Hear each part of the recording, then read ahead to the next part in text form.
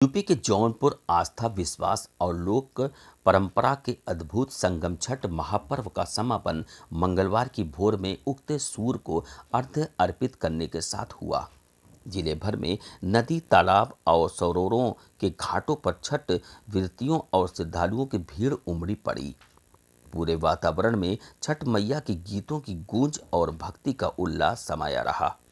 सुबह 4 बजे से ही शहर से लेकर गांव तक श्रद्धालु गोमती और शई नदी समेत विभिन्न जलसाइयों के तटों पर जुटने लगे। भोर की हल्की रिमझिम फुहारों के बीच जब सूर्यदेव की पहली किरणें शिखर पर दिखाई दी तो व्रतियों ने जल में खड़े होकर भगवान भास्कर को अर्घ्य अर्पित किया। इस पवित्र क्षण में व्रतियों ने अपने परिवार की सुख शांति और समृद्धि की कामना की। छठ घाटों पर इस दौरान मेले जैसा नजारा रहा। जगह जगह सुरक्षा स्वच्छता की विशेष व्यवस्था की गई थी।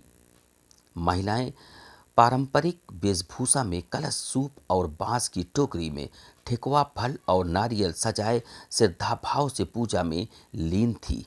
बच्चों से लेकर बुजुर्गों तक सभी के चेहरों पर भक्ति और उत्साह झलक रहा था।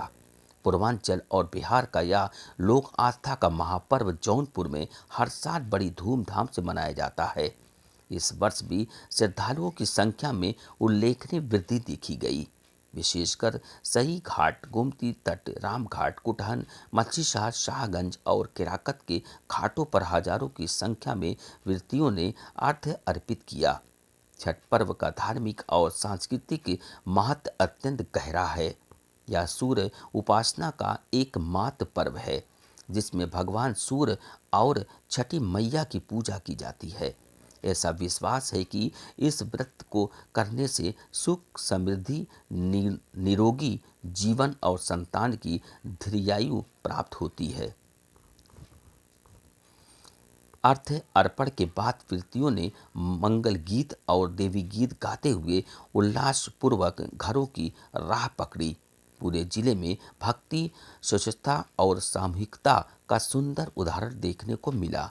जौनपुर की धरती पर छठ महापर्व ने एक बार फिर यह संदेश दिया कि जब आस्था और संस्कृति मिलती है तो संपूर्ण समाज में पवित्रता और एकता की अनुभूति होती है।